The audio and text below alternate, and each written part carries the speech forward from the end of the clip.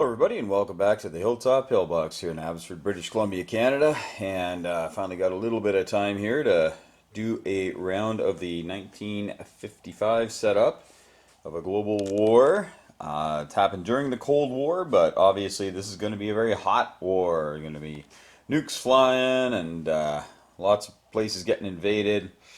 Lots of carnage. The Chinese are ready for action here. Chairman Mao's got his little red book out in every little corner of the country, and they've all drunk the Kool-Aid. So here we go. A couple interesting notes. We've got Korea is 1955, so Korean War's been over a couple of years. It is a fortress. You can still attack if you want for those $3, but there's a good chance it's going to stay neutral. And here we have French Indochina. And we know that Dien Bien Phu fell the year before, but just for playability's sake, we're sticking this poor contingent of French off by itself. The other thing is that Germany proper has got a multicultural group in it and a United Nations token. So the battling that happens in there, can happen, but UN forces might try to get involved and shut things down. And the more that you are aggressive against United Nations forces in this game, the worse it is for your side. Let's see here. And the other thing here is that it's very similar, that the Allies, there was really no chance the Allies were going to be doing anything. When I say the Allies, I mean the West, where NATO, were ever going to be doing anything in Germany, because it's all these different countries, all these different languages, equipment, systems, all the rest, and everybody wants to be in charge of their guys, but the Russians, the Soviets were just in charge of theirs. So we do have nuclear missiles in America, and even in Cuba they're being built, and we've of course got the nuclear missile capability there. Now the missiles are just emblematic that country, that territory there has actual nukes ready to go. And we know that the British were coming along quickly in theirs, so they've got a couple of bombs going on there, but very small program there compared to what the superpowers were doing. If you haven't seen the other video, there's also some resources. We got some oil, we got some iron going there, and some iron up in Sweden there. And we got fish throughout the ocean, and some oil, of course, Australia and New Zealand with some sheep. These are just for to add a little bit to the game. Totally, what's the word? Oh, it's early today. It's totally optional. That's the word. Totally optional as to whether or not you want to use it. We got some coal in China, a little bit of coal over in Nova Scotia there, over in Canada. And the idea is that all of these will reduce the cost of things that you're building by 1. So the way to get them is to use any vehicle that can transport the goods. So a transport ship would come out here on a non-combat move. Next turn on the combat move, would come back and drop it off there and lower the cost of building a unit that would use fish. So, infantry, cavalry. Lower the cost by 1. And you can put as many as you want, but each unit can only receive a discount of 1. So you couldn't bring in 3 fish and get a free guy. But you could build 3 for the cost of 6 IPCs. Same with the sheep. Anything that can carry. So you can use a tank, you can use a mech, anything like that. I decided not to use the planes for that. Planes would be a little cheeky, I think, to fly around and grab things. Gold reduces the cost of anything by 1. Oil and steel are used to reduce the cost of, and coal are being used to reduce the cost of any mechanical unit. So everything from artillery up to heavy bombers reduces the cost by 1. In this war, by the way, this entire concept is Red Martians. So if you have specific questions and whatnot, head over to his channel. And I'm not even sure if he's got something up on there yet. I'm not sure, but he thought this whole thing up, and I think it's going to be a lot of fun. And I have added my own things here and there and moved some stuff around. Sometimes it's because I didn't have enough units, or being a teacher of 20th century history, there's a couple things I added here and there. The resources are all my idea. They're completely optional too, right? Because the cost is not so much in money. You don't need to buy anything specific to use them. But now this transport, instead of transporting men or material, goes out and comes back. So if you have nothing for your transports to do, you know, if the Chinese have nothing for this truck to do, go here, grab a coal, take it to the factory on the next turn, and there you go. So it's just a small part, but as you plan ahead, and you say, hey, I need to, you know, my economy might be shrinking, I might need a little bit of a boost, or there's that special unit I want to buy, and I'm going to be a buck shy in a couple turns, so you just got to plan ahead. The other big thing I want to talk about are the proxy wars, which of course they were huge during the Cold War, where the superpowers got other people to fight and die for them, hoping to exert more political control over the globe. So in places like South America and in Africa and the Middle East, all these wars sprang up. And what's going to happen is in the strict neutrals, okay, strict neutrals is where this specifically applies, is that you can try to take them over as a superpower. One of the 4 superpowers, and we have 4 in this game. We have UK and America on the side of the West, and China and Russia on the side, or the Soviet Union, on the side of the East. And at the beginning of your turn, you roll a d6, and that's the amount of money that you can put towards putting units into the territory.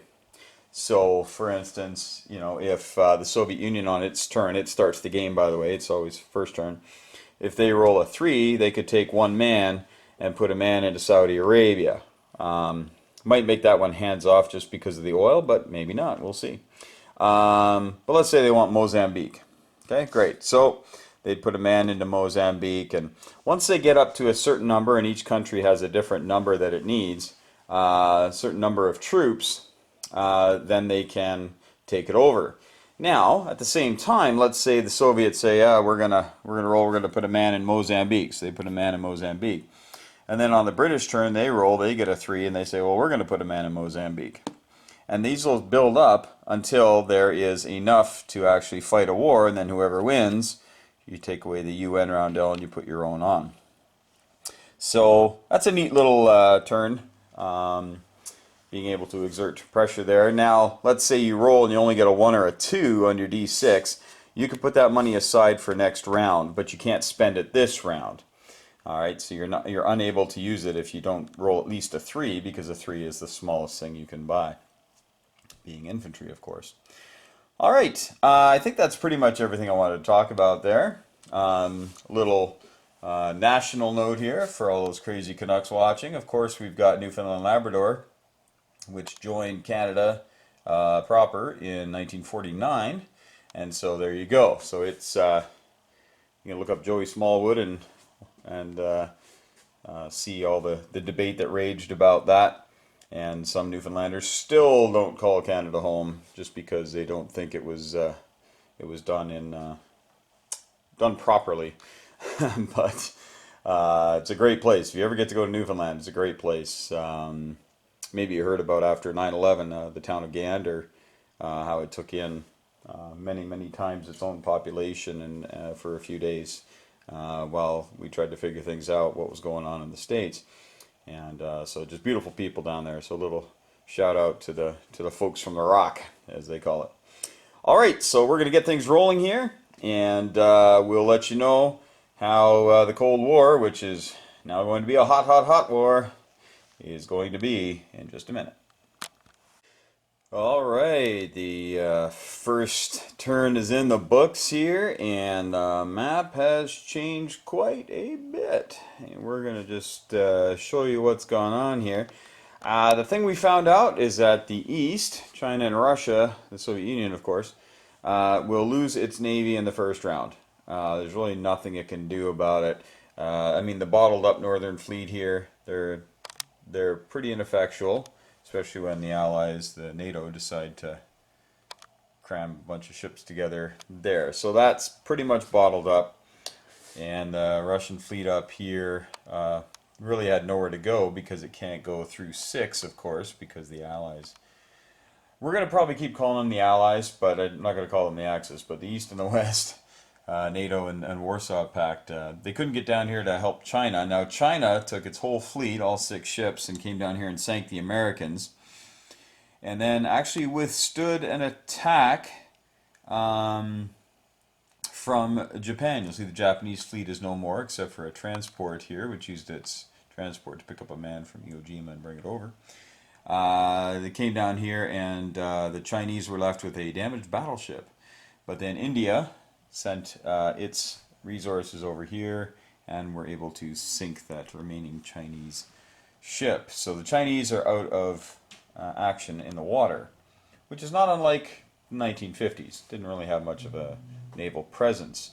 And the Soviets, although they had a large navy, it was very much bottled up. I've heard comments that the largest landlocked country in the world is the Soviet Union during the Cold War, because really these ports up north are easy to blockade, easy to keep an eye over here on Vladivostok and whatnot. So it's yeah, and of course coming through the Turkish Straits here is not always an easy thing. But also what happened was the Americans came down and thumped this small fleet here, but they kind of took it on the chin. They lost a few ships, and yeah, they weren't too happy about that. But the Soviet naval threat is no longer. The Russians came down, took Angola, Egypt, Sudan, so the British had to come fight for that again, and they took it back, just with one surviving. The Soviets also built 3 tanks in Egypt, so it looked like they were going for an African strategy. I don't know how well it's going to work out for them. They've definitely got their work cut out, because it's hard to get any support down there, so these 3 units is all that they can build. Nobody else can build in Africa, so there's that, but Italy's here, France is here, and they can start shipping things down. And once they get that lifeline going, if they can hold on that long, the Soviets might not be able to answer that. What happened here in Germany? Well, the Russians decided to let's go for it, and in the rules, and again, these are my rules, not Red Martians. So if you don't like these, it's on me. Trying it out though, because the UN would come in. The Suez Crisis, of course, was the first time we saw them back in '56, I believe it was. Lester Pearson, good old Canadian Minister of Foreign Affairs, and later our Prime Minister, came up with the idea of bringing in a multinational force of peacekeepers to calm things down. And so, it's hard to shoot people that you're not at war with, in that sense. And so that was the idea behind it. And so what I've done here is we allow them to do 1 round of combat. They get to slug it out. And then we roll a d20 and put that amount of stuff in there. And we rolled a 17 here. So we got basically a tank, self-propelled artillery, and 2 men that got thrown in there. Next time someone is an aggressor, they have to fight the defender and the United Nations troops. And we'll see. We'll see how that rule works out. I'm not sure it's foolproof, but it'll certainly mimic what happened in the Cold War when things got a little uppity in places. We have a few units going for some of the resources. We got some transports here out doing some fishing. We've got some Russians collecting some oil there, and there's one that's got some steel on it. The Chinese, of course, getting their coal. And what else we got? We got the Dutch doing some fishing there, and and the Dutch here grabbing a sheep. And then there's an American transport grabbing some fish there as well. So they're going to head that back on the end of next turn. And we'll see if transport fleets get built up to get these resources that are farther afield and get them back home. And of course, folks, this is we're playtesting. This is not written in stone. So Any comments, please keep them tempered with the fact that this is a first run on a brand new setup, brand new set of rules, brand new options and units and resources. So we're just kind of feeling our way through here. But now here on the second turn, if people want to launch some nukes, they certainly can. And the nukes, of course, the stockpiles are in there. You can build them, but they're very, very expensive. The Americans have the most nukes. The British have a couple. Russians have close to what the Americans have.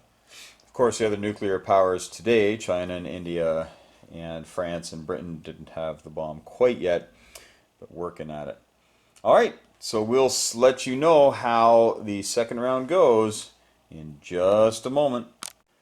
Sorry, just a quick note here about round one. I forgot to mention that the Chinese came in and took French Indochina with extreme prejudice and violence, and then brought a whole bunch of stuff south and built some infantry to replace their losses in Vietnam, or as used to be called French Indochina.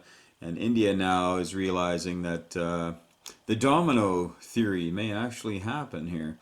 So they've fallen. Shan State got evacuated because they just don't have the horses to hold everything. And we'll see what happens there. The other thing we wanted to mention was that for a Cold War, things are getting pretty spicy. That's the dead from round one. Yeah, there's, yeah, it's pretty nasty. I think it was close to 70 units that died in the first round. So it's pretty nasty out there. The last thing I wanted to mention is the proxy wars, and the Russians and the British both put some units here into Sweden, and the Americans rolled a 4, so they got to put an artillery into Spain, and the Chinese actually are trying to secure Turkey for the Soviets. We'll see how that goes on round 2. All right, here we go. Round 2 is in the books, and a few interesting little things happened here that we'll get to right away. Yeah, first off, the Russians, actually last round had taken the greater southern Germany, but it was taken back by the French of all people, finished the battle with 1 tank, and then people have been loading stuff in there ever since. The Soviets are really girding up for a battle here. You can see the United Nations popped in there last round, and they're still there because nobody attacked. We'll see how that goes. In the north, the Americans have landed with their Air Force, and the British are bringing more stuff over, pretty unimpeded. The Americans continue to work on Spain. The idea for the neutrals is to get as many units as double what the number is. All right, so we have 2 here, so we need 4. We only got 2 units there. Over here, 2. Now, China and the Soviets have a total of 3. But you have to have double, including the enemy. If you don't have the enemy, then you yourself have to get double in order to take it over. That's a rule that's kind of flip-flopping around. I'm not exactly sure. We want it to be a fun thing to add, but we don't want it to be too automatic. We want people to have to kind of fight for it in these proxy wars. Down here, though, the Brits and the Russians, the Soviets had a big fight. The Brits ended with 1 tank. This is eerily similar to the bloodbath rules that we did not too long ago. Cairo changed hands. It was an 8-round game, and I think Cairo changed hands on 7 of the rounds. Twice. So, yeah, it was pretty crazy there. And then the Italians were able to land here in Transjordan and mop up the rest of the Soviets. So the Soviets are no longer anywhere in the Middle East. So that doesn't bode well for them. On this side here, we have China, a massive pile of men and material, and all the West are piling in whatever they can to try to stop them. We'll see how that goes. The Dutch are trying to get a little mobile here, and Australia has brought some stuff out. They actually went fishing over here and brought the fish back, so that was kind of cool. And here we have the Americans who got their whole Air Force over into Japan. And they're all here. The Soviets have lost a little territory here to the Americans. And of course the Soviet fleet is gone on this side of the board anyway. The Chinese seem to be marshalling up a little bit up north as well. Pretty open in the middle, maybe inviting an attack by the West. We'll see what happens there. Couple little interesting developments here. In Moscow here we have a spy. And in Washington we have a spy. And those fellows are there to carry out a number of different things that they can do. And they can spy. The more foolproof method is to have them move to turn, or one space per turn, and as they move one space per turn they are undetectable, so you can't go squash them anywhere, and they move around, and when they get to a territory that's controlled by the enemy or is contested, such as Berlin, Germany proper there, then the spy can perform some actions. You can either halt production, you can steal tech. We're not playing with tech right now, but steal tech. You can halt production by making things that have been paid for not actually go on the board. So for instance, the Soviets go first, America goes second, I think Germany goes third. So if the Soviet spy was in Germany, I guess Russia, America, then Germany. So if Germany, if the spy is in Germany, when Germany goes to build, the spy rolls a die and he's able to block that many IPCs of stuff from coming in. So even if he blocks one, that could take out an infantry, because that's a minimum of one unit that's going to get blocked. So if he rolls a 1, 2, or 3, he can block an infantry. If Germany is only building tanks, it would block one tank and such. So he can do that. He can also turncoat. He can turn turn units to his favor on a D12. That's rolling 10, 11, 12, I believe.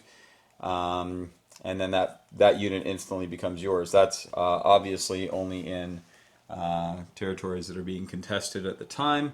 Or if he gets right into enemy territory, he can pull that off. But I think then you have to roll an 11 or a 12. Or maybe just a 12. It's been... There's a whole new rule book here, folks, so we're working on it. For the Americans, he can't walk, of course, so he's going to have to either fly or take a transport. And again, if they move one space at a time, they are undetectable. But the transport looks like doesn't have any natural enemies out here. The small Russian fleet, of course, is gone last round. The Russians actually came and took southwest Mexico, which caused the Americans to have to put some resources into there, which was not fun. But now the Russians or Soviets are stuck there in the West Indies. Probably not long for this game. So what's happening here at the end of the second round is we're seeing two big truths. One, the West cannot be stopped in the water. And two, it's going to be hard to stop the East on the land. So we'll see what really happens with that, because that's not too dissimilar from the Cold War. Not that the Soviets didn't have a navy, but it certainly wasn't what NATO had. I mean, the U.S. had more than the Soviets on their own, of course, much more. And then you throw in all the other navies as well. So Warsaw Pact was pretty hard pressed. All right, well, we'll see what happens here. We could have a couple of big battles. Got the battle here that may happen. And we have a battle in Germany that may happen. We shall see. I don't know if there's going to be any sort of big battles happening here. Not a lot of transports for the Americans. They look pretty fearsome here, but they only have one transport, and it's way up there. And then they built 3 more, of course, because they knew that they'd need them. They got a couple down here as well. So we'll see what happens here on turn 3 of our 1955 setup of the Cold War. Okay, so round 3 is in the books, and we'll just take a look at some of the goings on here. The Americans captured all Central America, so that's all wrapped up now. Definitely island, I was going to say fortress, but not really. but not much going on there. That is a victory objective. There are national objectives here. I won't go through them all right now, but they're going to probably morph and change as the game goes on.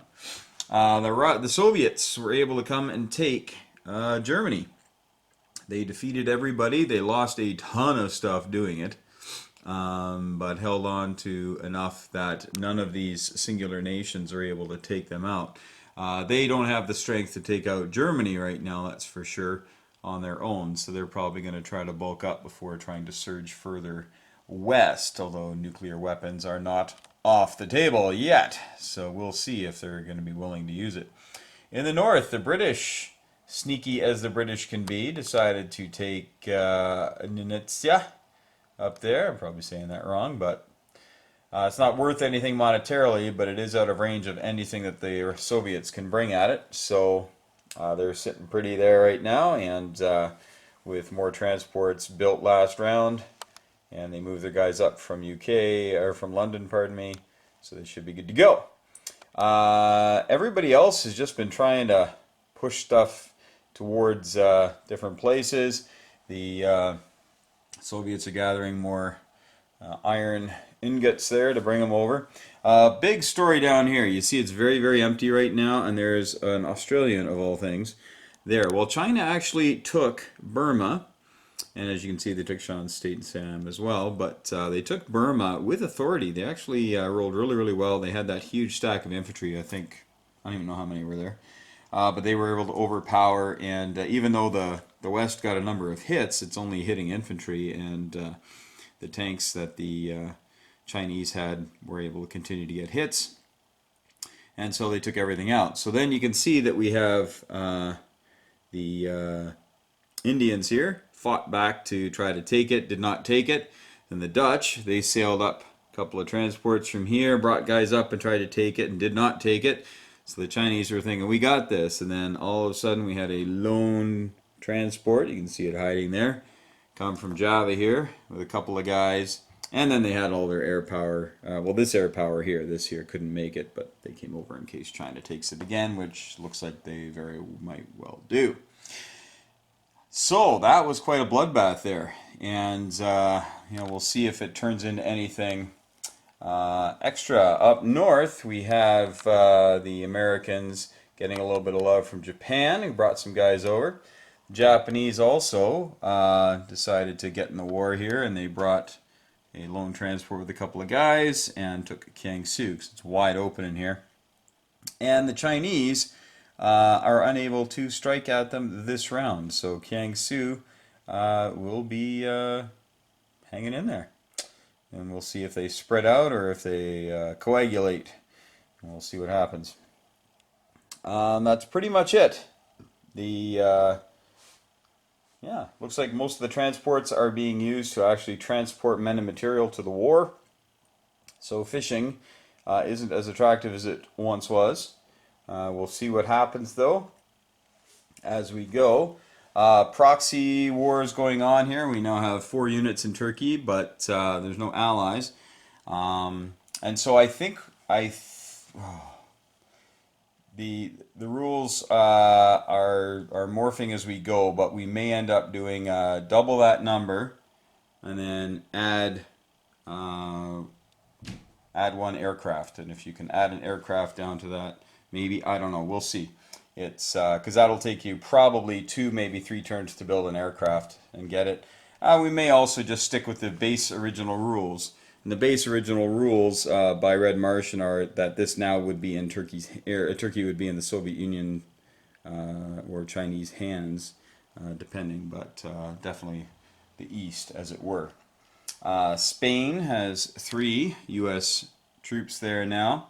Sweden's getting a little interesting up here. The Brits keep pouring stuff into there. I think they are really interested in getting that iron ore, and looks like nothing can really stop them right now. And also the British were able to take care of the Russian. There were 3 Russian subs and a transport there. Obviously, they weren't long for this world. All right, so we will play round 4, and we'll let you know what happens. See if any nukes get thrown about. Could be interesting. All right, be right back.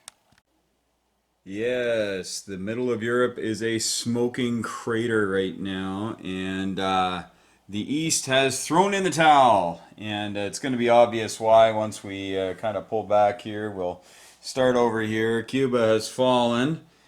The Americans hold that, so there's nothing going on for the Eastern powers on this entire board or this entire board. So they're ostensibly stuck in the middle. Stuck in the middle. Okay, anyway, won't go Tarantino on you. And they've lost the Middle East. Now, oddly enough, China did get this. We decided that if you're by yourself trying to take over a strict neutral, you need triple the numbers. You need 6 units, and the Chinese got the sixth unit in there. And then the that faction, so East and West, they can fight over who gets to have it. So, if Angola were up for grabs, anybody that was in it, so you'd need 3 units from the West, then you could decide who gets to keep it. Yeah, the Russians with their air force here came and wiped out the French fleet in '99, but then the Americans landed and wiped them out there. The Canadians are holding the line in northern Italy. Go Canada. And but the nukes fell here and they wrought a ton of devastation. The Russian nuke was incredibly devastating, but then the American nuke, kaboom, did a ton of damage to the Russians. Didn't wipe them out though. But then the British landed one in greater southern Germany here, and it wiped out. There's a small stack of armor there, and all got wiped out. And so the rules may change on the use of nukes. There might be some sort of a political will that you need to use. Again, folks, this is the first run through. But I like the idea of once the nukes hit, that territory cannot be entered or exited until the end of the turn of the person who fired it. So that they can't, fire a nuke and then move in and scoop it up on their next round or something. So after their turn ends, the next person who goes, next country who goes, can then move in. The British landed some more stuff up here, and the war is going poorly when the French are landing in Archangel. So that kind of did it for the Soviets and the Chinese. They pretty much said that is it. Things were kind of dicey down here for China as well. They did win Burma, but they would not be able to take India next turn because China's gone already. India did a bill just to show what they would put in there, and then all this British stuff can go. The carrier can land a couple of guys over there. Transport's going to be coming back, picking guys up. The Dutch are able to bring guys up. The Australians are able to bring some guys up. Australian Air Force. There's just no way China's going to be able to take that, especially when the Americans and the Japanese have taken some of their money there and are threatening up north. And there's just really no stopping this massive Allied or Western buildup.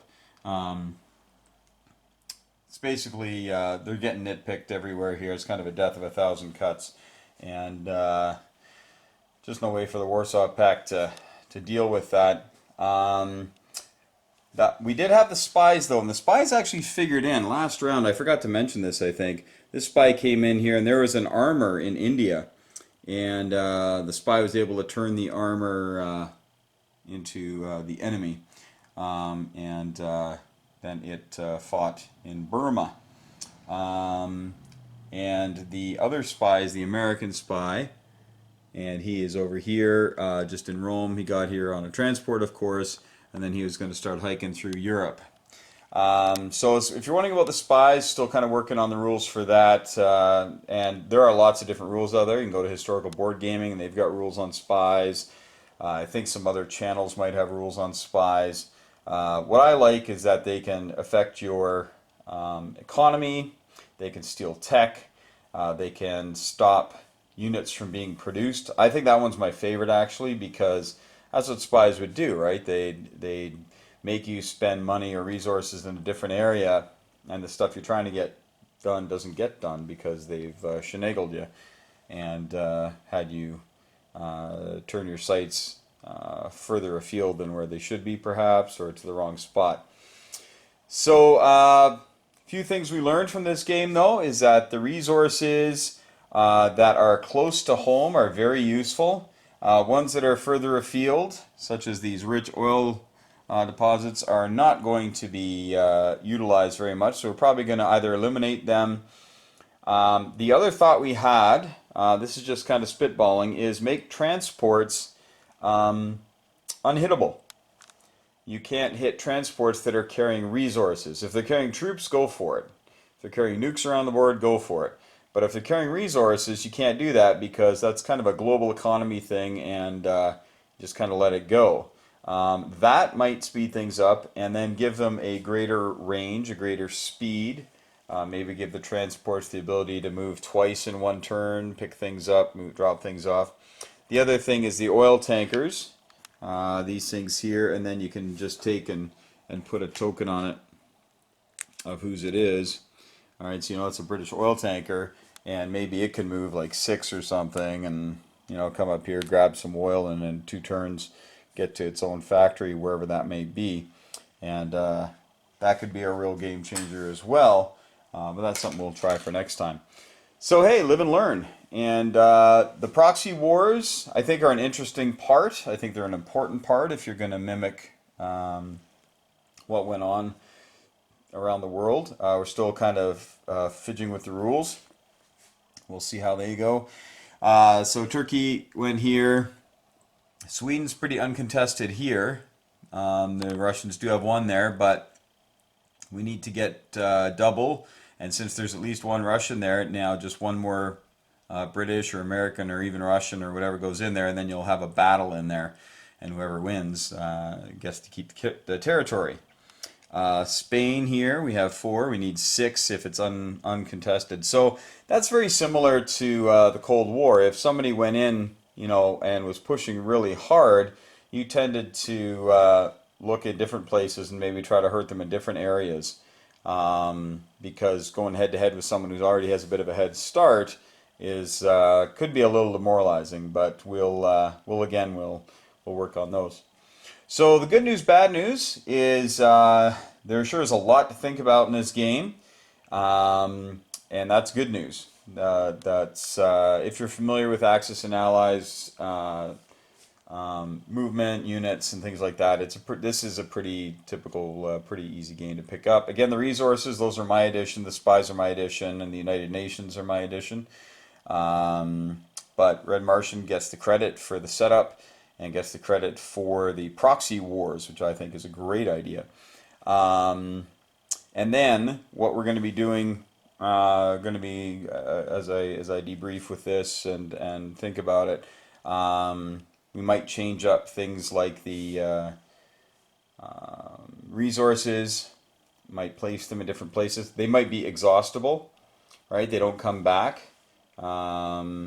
Maybe they just come back 1 every 3 turns or something. So, but I don't know. We're going to have to wait and see what this is going to look like. It's very apparent, though, that the Warsaw Pact from the setup cannot match the NATO and the free world, I'll call it, with their navies. The only thing that I actually built for the Americans was transports, if I recall correctly. I think that's all I built for seagoing vessels. So her navy's pretty big. China didn't build anything. Russia didn't build anything. The Brits, all they built were transports. I think that's all they built. The Canadians, of course, need transports. The Italians built a transport or 2. So it looks as though that's something the Dutch also built transports. So transports seem to be very key weapons. So we might have to trim down the West's navies a bit, so they can't just sail around with impunity. But maybe they need to in order to go after the large land forces that the East enjoys. But that's something that we will take into consideration and we'll look at. There were also some pretty devastating rolls here and there too, so it's hard to tell after one game, but lots to think about. Here's the pile of dead over here, and that's actually thinned down a bit because we had to go in there and look for some of the pieces we didn't have multiples of, and we took a lot of chips out of there too. But that's a pretty big stack. There's about 300 pieces in there at least. So if you like games where there's going to be a lot of death, this is for you. It's a lot of dice rolls, a lot of killing. It's a good time. But anyway, it's pretty late. We're pretty tired. I got to work tomorrow. Almost done though. I only got 6 more days of school that I'll be teaching, and then we're into our assessment week where we do our final exams, and then another week for us to tie everything off, and then summer. So looking forward to that. And anyway, hope everybody's well. Hope things go well for everybody. And just remember to hug your loved ones. Tell them how important they are to you. And just really, I mean that seriously, very sincerely, that it's important to say that we've had some friends lose some loved ones pretty unexpectedly. And, don't live with a regret of I wish I would have told them. So you go ahead and you just, at the end of this video or right now, just pause it and go. Tell your loved ones that they're special to you, they're more important to you than anything. And you do that lots, and we'll all make a better world. So take care, folks. Hug your loved ones. And may those dice be with you.